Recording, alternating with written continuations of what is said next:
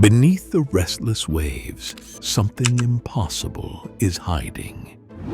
Deep in the Pacific Ocean, off a remote Japanese island, lies a colossal stone structure that defies history.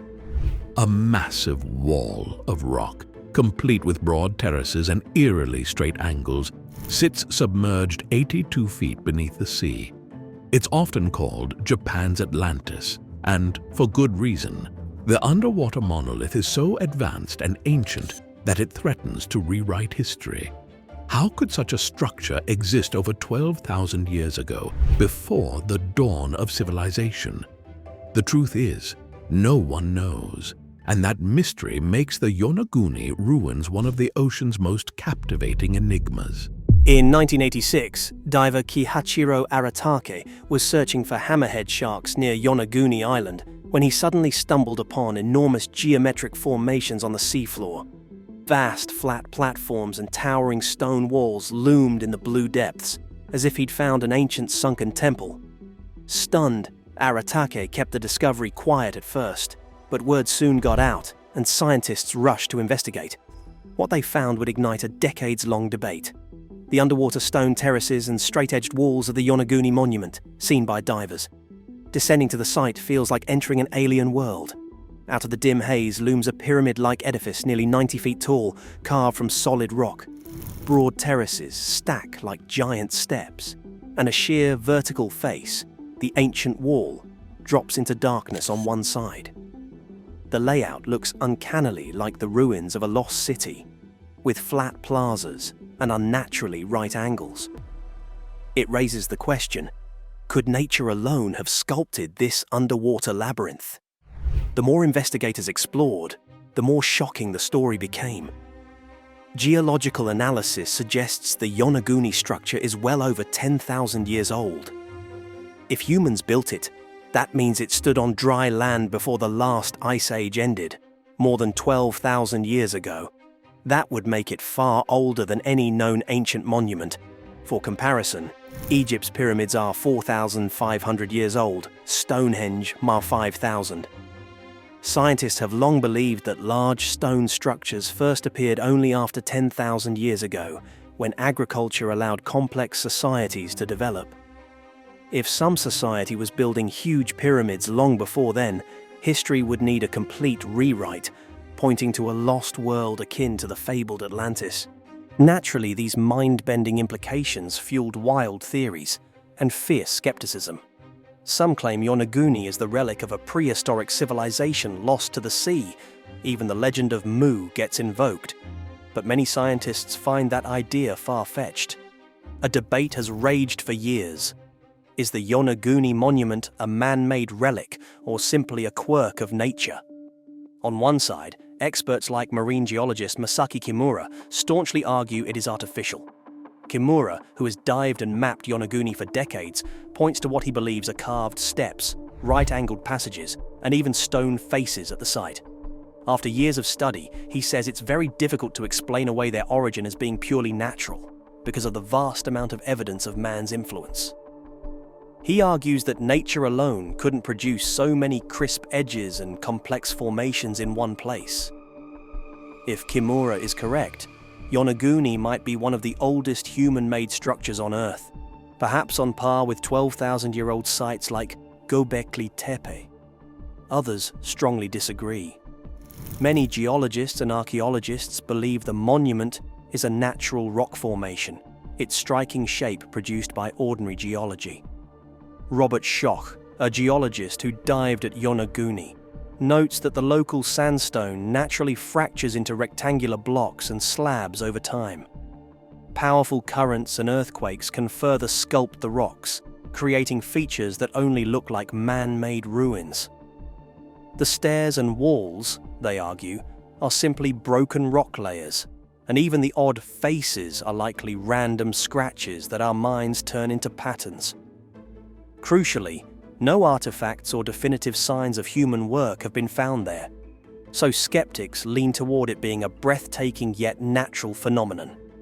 A scuba diver hovers beside one of Yonaguni's massive submerged stone structures, illustrating the monument's scale. Despite the controversy, Yonaguni's enigma recently leapt into the spotlight. In 2024, a high-profile discussion on the Joe Rogan Experience podcast thrust this underwater mystery in front of millions. Author Graham Hancock, a proponent of lost ancient civilizations, sparred with archaeologist Flint Dibble about Yonaguni's true nature.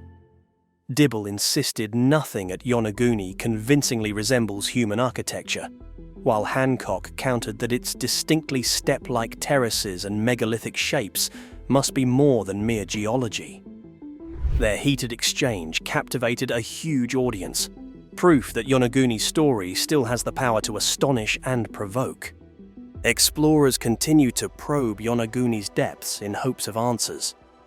Surveys hint that the site may be part of a larger complex on the seafloor. Teams are using 3D sonar and underwater robots to scan for clues. Perhaps one day, an inscription or tool mark will emerge to confirm human hands, or new evidence will confirm nature's artistry. For now, the Yonaguni Monument keeps its secrets beneath the waves. Its stone halls and terraces lie silent, encrusted with coral and marine life. In the Ice Age, sea levels were lower, and today's seafloor was dry land, so if humans did build here, they once walked where fish now swim. Whether this monument was crafted by unknown hands or by geology, it reminds us how much of history might lie hidden beneath the waves. What if an entire chapter of humanity is submerged, waiting to be found? Until definitive answers surface, Yonaguni remains a haunting mystery, proof that even in the modern age, Earth can still surprise us with untold wonders. If an underwater wall from 12,000 years ago challenges everything we know about early civilization, what else is out there, hidden in plain sight? Because scientists have just identified a colossal structure visible from space, and it's not a city, a monument, or anything you'd expect. In fact, its true purpose might be more unsettling than any of us are ready to admit. The view of our planet, I think, is incredible. And the first time you actually see the Earth, it's amazing. The planet is incredibly bright. It is much more bright than you would think it is, and it fills your whole vision. So you can see continents go by, and they're very, very bright. I would be incredibly thrilled to be part of anything that involves getting on a rocket and leaving the planet again. Imagine gazing down at Earth from the vastness of space and spotting a man-made structure so immense it rivals the visibility of natural landmarks. Evidence from much earlier megalithic construction is hiding in plain view. This feat of human engineering, akin to the iconic Great Wall of China, isn't just a testament to our ancestors' ingenuity. It's a modern marvel that can be seen from the space above. I think we're looking at hints and clues that something is missing in our story. What is this colossal structure? Stick around and find out while we explore first the mystery behind the massive wall in China. The Great Wall of China is a profound legacy left by various dynasties that shaped its path through history. The earliest records of what would become the iconic Great Wall trace back to the Eastern Zhou dynasty, which documented attempts to fortify the northern borders against invaders.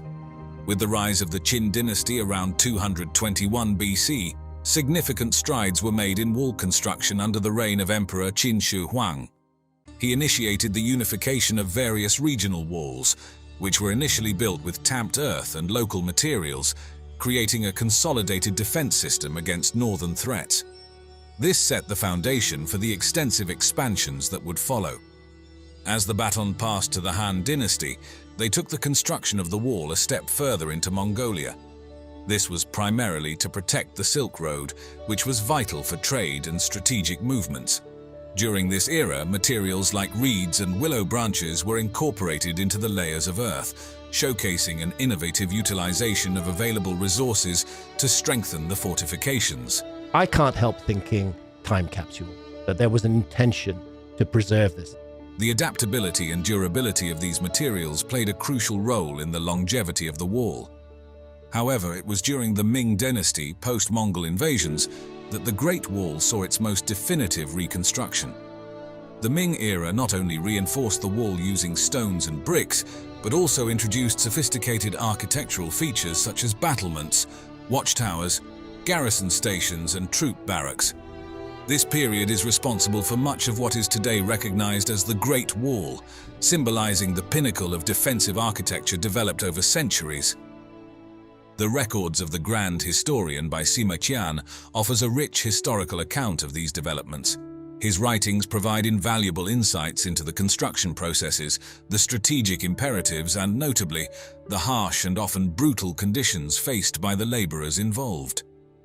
This documentation highlights the immense human effort and the significant costs endured during the wall's early phases, painting a vivid picture of ancient Chinese society and its unyielding drive to protect and prosper. Continuing from the historical accounts, the 20th century marked a significant era for the Great Wall of China as systematic archaeological studies began to unravel its mysteries further. Teams from China and around the world embarked on meticulous research, unearthing a variety of artifacts and materials. These findings have been pivotal in dating different segments of the wall and shedding light on the diverse construction methods employed over the centuries. The archaeological excavations revealed that the choice of construction materials varied significantly across different regions of the wall. For instance, in the rugged northern terrains, granite was predominantly used, reflecting its local abundance and durability. Conversely, in the flatter plains, builders commonly used rammed earth. This technique involved compacting layers of earth known locally as hangtu, which was both economical and readily available. The flexibility in material choice highlighted an adaptive construction strategy tailored to the varying geographic and resource conditions across the vast stretches of the wall. Moreover, the early segments of the Great Wall were not just simple earthworks. To enhance structural integrity and resist erosion, wooden frameworks were integrated within these earthen walls. However, in stone-rich areas, large stones were not only used as foundational bases, but also served as primary building blocks for much of the construction. Wood played a crucial role too, especially in constructing gates, towers, and for reinforcing sections of the wall, although it was more vulnerable to decay and fire. As we delve further into the advancements in construction materials and techniques used for the Great Wall, the Ming Dynasty emerges as a period of significant evolution. During this era, the use of bricks and stone slabs became prevalent, enhancing the wall's durability and resistance to weather conditions. The uniform size and shape of the bricks simplified the construction process, as they were easier to handle and lay compared to the irregular stones used previously.